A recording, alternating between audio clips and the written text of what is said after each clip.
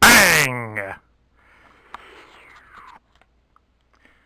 Hello, Transformers fans. This is Sparkster1701 here, and I'm pretty excited because we are approaching the 28th of May, 2016, and that will be my 37th birthday.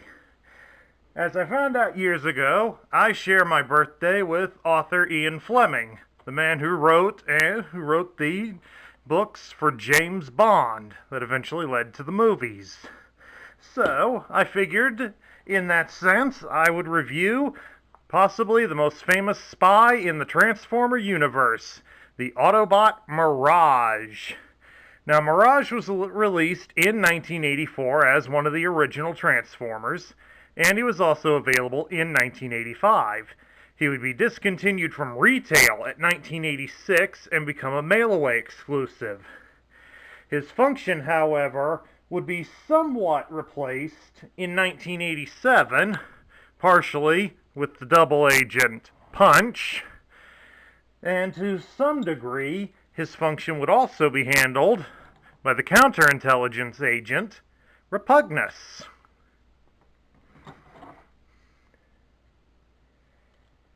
Now, a spy is mainly used as an infiltrator, somebody that goes into enemy emplacements or into enemy camps and steals information or tries to locate possible defectors. And that is more what Mirage does, instead of the antics that you see 007 or Jason Bourne doing in the movies. Let's take a closer look at Mirage here by bringing him closer to the camera, and you can get a decent look at how he is. An interesting looking little cobbled together creation. Unfortunately, like many of the early Transformers, his articulation is rather limited. His arms can rotate at the shoulder up to about where the front tire is, and they can rotate the opposite direction the same way. He does have some stiff articulation at the elbow, so that does allow for some posability. On technicality, because of his transformation, you could say his feet are posable, but you really can't do a lot with them. And also, because of his transformation, he can turn at the hip. So we can probably have him turn to the side and take a shot at somebody. Mirage is also noticeable for being a somewhat fragile toy due to the way some of his parts are arranged, and we'll get to that in a moment. But most noticeably would be the possible chrome wear here. Get my finger out of the way so you can see it. Right there where the wheels are. This looks rather suspiciously dark. And if I come down here instead of over so I don't cast a shadow over it, you can see the metal here looks a little bit on the dark side, so one says that it's possibly somewhat chromed and does wear out. Although I kind of doubt it. He just lost his missile. Must have some double agents down there on the floor. Okay, since he's so eager to lose his pieces, let's start transforming him. First by removing all of his accessories. Oh yeah, and by the way, another thing to point out, he does have articulation here at the wrist. He can turn his hands into different angles. I guess if you want to have him get into some fisticuffs with Decepticons, you can do that. Give me the gun, give me the gun. And something we'll point out later, be very careful removing this launcher from the metal. We'll explain that in a little bit. Okay, to transform Mirage, we start by bringing up his chest, which is the front end of his vehicle mode. Now, first we want to fold down the wheels.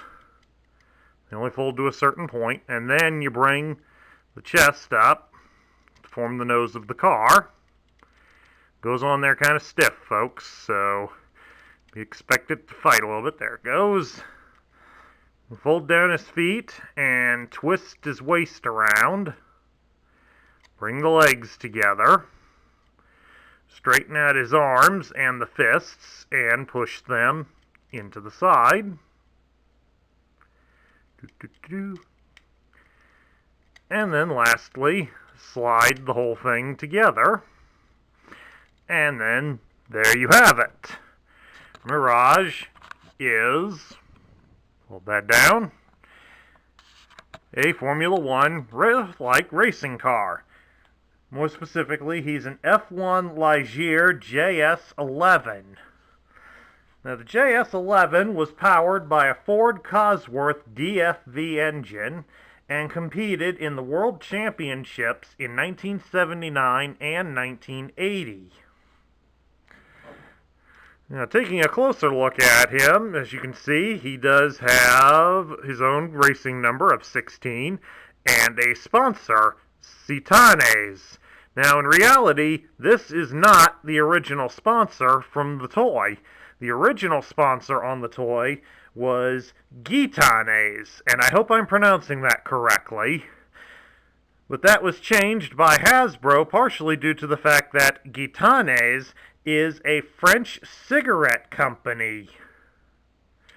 So that would have been changed on the American version of the toy so that they would not be promoting us kids in the 1980s to smoke cigarettes. However, something about the company was left intact on the toy. Right here, this label is actually the emblem of the Gitanes cigarette company, and it is supposed to be of a dancing gypsy woman. So, slight oversight on Hasbro's part, or something else entirely. But interesting all the same, nonetheless. Now let's take a look real quick at Mirage's loose parts, and he had about what was expected from many of the Autobot cars in 1984. I'm going to start with one he didn't want to give up to me, his gun. This is his hunting rifle. Well, it doesn't give a lot of specifics about his hunting rifle. It is stated in the More Than Meets the Eye guidebooks that Mirage was a Turbo Fox hunter. He had a large hunting grounds estate on Cybertron before the war, and he became quite proficient at hunting turbo foxes with his friends. So this would be his rifle that he used. And as you can see, it is all chrome, so always check it over for chrome wear, especially down here at the tab where it is placed on his hands.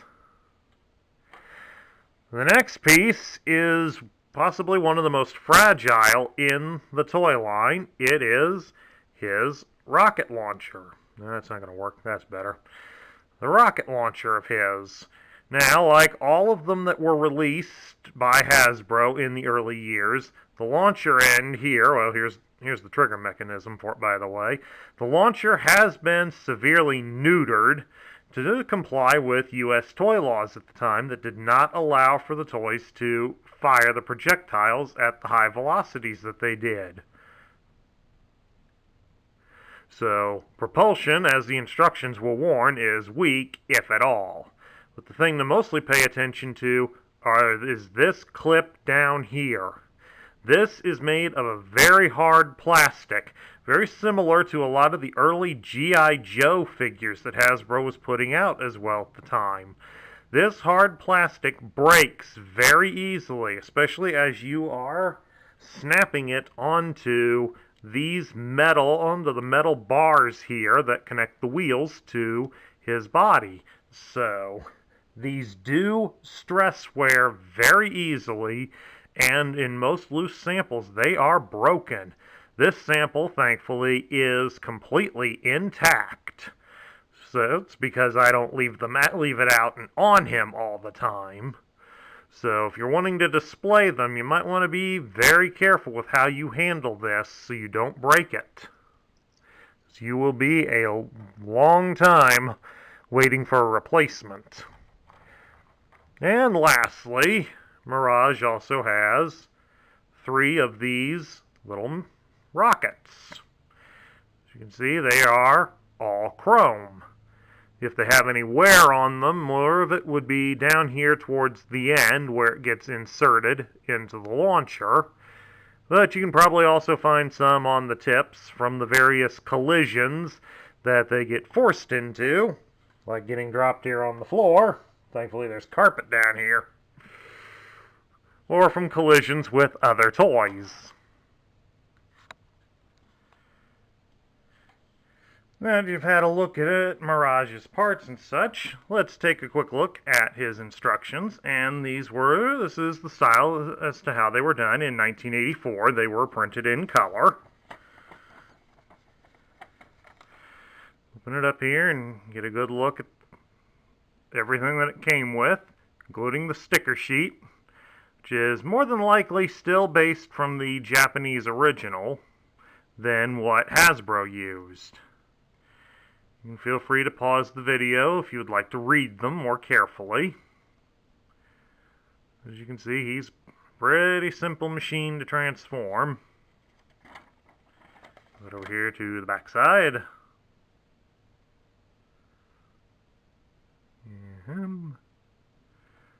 Get him armed.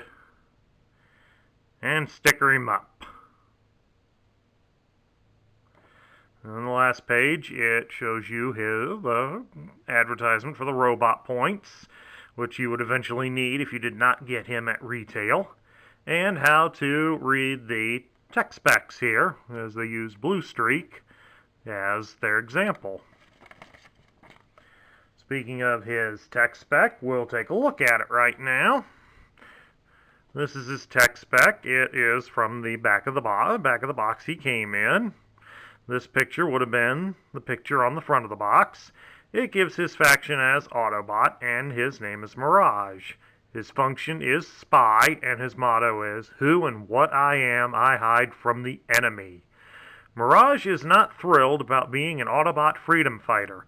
Prefers hunting turbo foxes on Cybertron with his high-priced friends. Effective fighter, more effective intelligence gatherer. Electro-Disruptor can cast illusions, altering his physical placement and appearance for up to 6 minutes. Expert marksman with armor-piercing rocket dart hunting rifle. Unsure of Autobot cause. Can't fully be trusted. Now this paints an interesting picture of Mirage as making him one of the more reluctant warriors in the Autobot army. It leads one to believe that he chose to do this after some basic atrocity or whatnot caused by the Decepticons caused him to lose everything. Thus he joined up with the Autobots, but isn't exactly thrilled to be there. So it said on his card about wanting to go hunt Turbo Fox with his high-priced friends. It leaves you to wonder if any of the other Decepticons were possibly some of his high-class friends. Now, it talks about his Electro-Disruptor, and in most cases, the missile launcher back here, is stated to be his Electro-Disruptor instead of being a missile launcher. And it paints it here as that it casts illusions, altering his physical appearance and placement. Now, in the cartoon, this was kept simply as more an invisibility screen, which would work well for his function as a spy to make him invisible. But if it's only usable for up to 6 minutes, he's going to have to act fast to avoid being spotted. But the way it's described here in the tech specs, it seems more like he projects a hologram of him, of whatever he wants it to be, so as to possibly make a disguise or to create false illusions of where he actually is to draw fire away from him. This sounds more like the computer program Synergy that was used in Hasbro's Girls cartoon, Gem and the Holograms. So, rather interesting when you think about it. Getting back to Mirage now, let's lay the decoder here onto his tech specs so we can get a good look at his stats. It shows here that his strength is 6, his intelligence is 9, his speed is 7, his endurance is 5, his rank is 7, his courage is 5, his firepower is 6, and his skill is a perfect 10. So when you take a look at this, especially with this low courage stat that he has, that does show a little bit of the signs of doubt that he may have in his cause. And the low endurance pretty much shows that, in strength as well, shows he's not going to stick around for a fight. He seems to prefer doing long distance hunts and sneaking around than getting up close and personal with people. The mention of him having doubts about his cause was also frequently brought up in the cartoon by Cliffjumper, as Cliffjumper was always quick to judge Mirage for his lack of true loyalty to the Autobot army. There was an episode in the second season of the cartoon, I believe, called Traitor, that really focused a lot on Mirage and his unsureness of being with the Autobots. This seems to also stem, it could likely be inspired by the end of the Vietnam War, where a lot of soldiers, especially here on the American side, were unsure of our cause as we fought in Nam. And it, unfortunately, is still a problem with the armed services to this day, as many soldiers have questioned our involvement in the War on Terror and whether or not they really belong. But that can also be extended to many other young individuals out there who are looking for a sense of belonging. Now, one other noticeable thing about Mirage was that he was cut from the animated movie in 1986. He was not one of the few from 1984 that was not present in the events of the movie, despite the fact that the vast majority of them that were in there did get killed off. But Mirage never appeared in any scenes of the movie, so it leaves one to wonder what became of him in the 20 years between Season 2 of the cartoon and the animated movie. Mirage was originally slated to appear in the third live-action Transformers movie, Dark of the Moon, but he was renamed to Dino as a tribute to Ferrari for the donation of that particular car. However, many of the video games that were done as a tie-in to Dark of the Moon still retain that the red Ferrari was in fact Mirage. Now lastly, what do I think of Mirage here? Well, Mirage is an interesting character. The story behind him on his tech specs and some of the stuff that has been done since then make him a rather interesting character. The more reluctant fighter, that makes him somewhat more interesting than the devoted soldier, as these guys bring more drama into the series. But it can also be something that is overused in a lot of stories, and I will be the first to admit that the constant thoughts from Cliffjumper of him possibly betraying the Autobots can get old rather fast. So, that's something to keep in mind with it. But every good army does need a spy of some sort in their ranks, and Mirage does fit that bill very well. And when you add to the fact that he could become invisible for several minutes at a time in the cartoon, that definitely helped his popularity and still makes him one of the favorite characters to this day.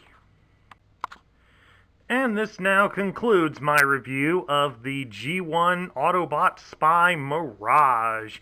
If you liked the video, please give it a thumbs up here on YouTube, and don't forget to hit that subscriber button down below. Now, next month, I'm going to be doing something special. Around here where I live, we're coming up upon our annual air show, and I'm in a town that is full of aviation history. So next month, we are going to do nothing but flying Transformers. So please look forward to that. This is Sparkster1701 saying I will catch you all later.